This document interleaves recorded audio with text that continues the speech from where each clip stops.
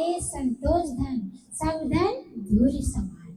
जब गुरु का ज्ञान सुनते सुनते मन में जब संतोष आ जाता है, फिर किसी चीज की जरूरत नहीं रहती है। फिर लगता है हे प्रभु, जो आप दे रहे हो बहुत दे रहे हो, बहुत दे रहे हो। आज कहने जो प्राप्त है वो पर्याप्त है। जो आपके भाग्य में है वो कैसे चला आएगा, जो आपके भाग्य में नहीं है वो भी चला जाएगा, आकर चला जाएगा।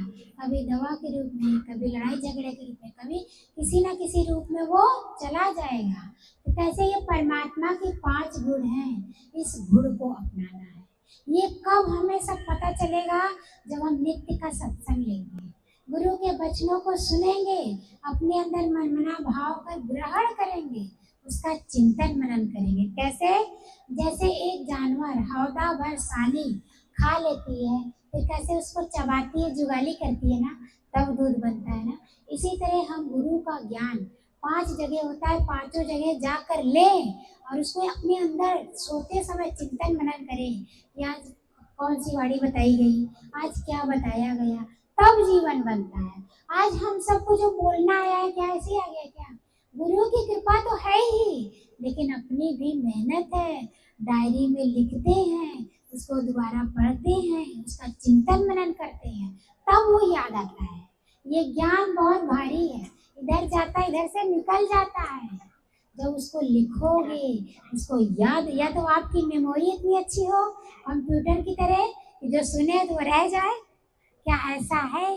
नहीं, इंसान देखिए सब गृहस्थ में बैठे हैं, सब गृहस्थ में फंसे हैं। यहाँ से जाने के बाद घर के बारे में सोचने लगते हैं। तो गुरु जी क्या कहें, कॉपी लाओ, अपना डायरी लाओ, उसमें लिखो, अपना अभ्यास करो। अगर गुरु के कार्य को करना है तो उसके लिए हमें पुरुषार्थ करना पड़ेगा। फिर बहुत अच्छा गुरु जी बताएं दृष्टांत, कहे देखिए एक व्यक्ति, 2 दोस्त होते, एक व्यक्ति पहली मंजिल पे खड़ा है, दूसरा व्यक्ति 5वीं मंजिल पर खड़ा है। उधर से एक साइकिल वाला बच्चा जा रहा है, उधर से एक बाइक लेकर व्यक्ति आ रहा है। अब साइकिल वाले और बाइक वाले बच्चे की टक्कर हो गई। और जो पहला वाला आया जल्दी से उतर कर बच्चे को साइड में किया। जब टक्कर लगी तो बच्चा वो रोड के किनारे फेंका गया। दोनों को थोड़ा बहुत लगा, दोनों उठ के खड़े हो गए। और जो 5वीं वाली मंजिल पर व्यक्ति था, उसका दूसरा दोस्त, वो आया, सोचा कि जाए जल्दी से मदद करने। जब मदद करने गया तो आपस में और लोग थे, बहस करने लगे। तो जो 5वीं मंजिल पर व्यक्ति था उसने क्या कहा, भाई अगर ये बाइक वाला बच्चे को टक्कर न मारता तो दूर से बहुत बड़ा ट्रक आ रहा था जिसकी ब्रेक फेल थी, अगर ये टक्कर न मारता तो ये बच्चा यहीं मर जाता।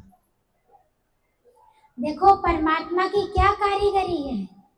वो 5वीं मंजिल से देख रहा था कि दूर से वो आ रहा है ट्रक, उसकी ब्रेक फेल थी, बड़ी तेजी से आ रहा था। जब इसका टक्कर लगा वो बच्चा किनारे हो गया, तो बच्चे का जीवन बच गया। कहने का सिद्धांत है कि हम सब अभी पहली मंजिल पर हैं, तो हम गुरु के वाणी को, गुरु के वचनों को नहीं समझ पाते। और गुरु 5वीं मंजिल पर है, वो सब देख रहा है, जान रहा है। हम नित्य कितनी गलतियां करते रहते हैं और गुरु कैसे माफ कर देता है, वो जानता है कि अभी इसकी समझ नहीं है। इसका सिद्धांत गुरु जी फिर बताते हैं कि हमारे जीवन में कभी भी विपरीत परिस्थिति आती है, हम रोने लगते हैं, गाने लगते हैं, विचलित हो जाते हैं कि भगवान मेरे ही खाते में इतना दुख भेजे हैं। कहे दुख आए तो सह लेना, खुशी आए तो हंस लेना, ना कहना जग वालों से, सिर्फ ईश्वर से ही कह लेना, गुरु से ही कह लेना। कभी किसी से मत कहना, उस परमात्मा से कहना है। तो जैसे वो 5वीं मंजिल को दूर से देख रहे, इसी तरह गुरु की क्या होती है, दूर दृष्टि हो जाती है। अब जैसे घर में विपरीत परिस्थिति आती है, इंसान रोने लगता है, बिलखने लगता है, जब गुरु जी से जाकर कहता है, गुरु जी कैसे उसको समझा देते हैं, उसकी सारी समस्या का हल हो जाता है, उसका मन हल्का हो जाता है, कैसे उसका जीवन अच्छे से चलने लगता है। गुरु क्या है? गुरु वो भगवान के स्वरूप है। कहे भगवान को किसी ने नहीं देखा, लेकिन गुरु को तो देखा है ना। हर घट में उस गुरु को निहारो। कहे नाम इतना जपो कि गुरु धड़कन में उतर जाए, श्वास भी लो तो खुशबू गुरु दरबार की आए, जिधर भी देखो छवि गुरु की ही नजर आए। नशा दिल पे ऐसा छाए कि बात कोई भी हो लेकिन नाम गुरु गुरु ही है। आज आप सबका भी हम सबका भी अनुभव है, मंदिर में जाते हो जब हाथ जोड़ते हो तो मुख से क्या निकलता है? जय गुरु जी, जय गुरु जी। कैसे गुरु रच बस गए हैं कि नहीं? ब्लड के एक एक कतरे में गुरु जी रस बस गए हैं। क्यों? क्योंकि उस प्रभु परमात्मा से गुरु बड़े होते हैं। जन्म देने वाली माँ बड़ी नहीं होती, लालन पालन करने वाली माँ बड़ी होती है।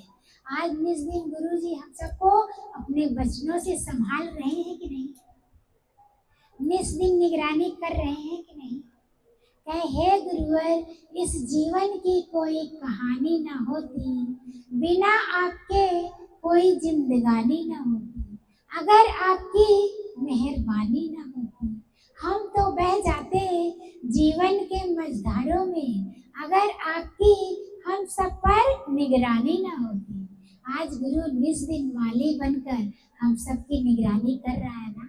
हम सब क्या है? गुरु के फूल है, पुष्प है। हर फूल की अलग खुशबू है, हर फूल की अलग महक है, हर फूल की अलग चमक है, हर फूल की अलग रूप है, रंग है, रेख है। तो आज हम सब गुरु के फूल हैं, गुरु के बच्चे हैं। जिस दिन कैसे वो निगरानी कर रहे हैं, बशर्ते हम गुरु के प्रति समर्पण रखें। जैसे कहते नहीं, हे प्रभु हे गुरु जी, अब सौंप दिया इस जीवन का, हर भार तुम्हारे हाथों में, अब जीत तुम्हारे हाथों में, अब हार तुम्हारे हाथों में। मैं संसार में रहूं तो ऐसे रहूं जैसे कमल का फूल रहे, मुझ में तुझ में बस फर्क इतना है, मैं नर हूँ तुम नारायण हो, मैं संसार में हूँ संसार तुम्हारे हाथों में। कमल का फूल संसार में कैसे रहता है? कीचड़ से उसकी उत्पत्ति होती है, लेकिन कीचड़ से उपराम रहता है। क्या उसमें कीचड़ लगता है? इसी प्रकार हम भी गुरु के फूल हैं, माया रूपी कीचड़ से निस दिन उपराम होते जाएं, उठते जाएं, महकते जाएं, चहकते जाएं, जिधर भी जाएं गुरु के ज्ञान की खुशबू को फैलाते जाएं, हर घर को महकाते जाएं, हर मनुष्यों को ये ज्ञान बांटते जाएं, उसके जीवन को बनाते जाएं। जब इस तरह करेंगे, क्या वो प्रभु परमात्मा गुरु हमसे खुश नहीं होगा? अरे जो कुछ नहीं दे रहा उससे खुश हैं। हम सब तो भगवान के बच्चे हैं, हम तो भगवान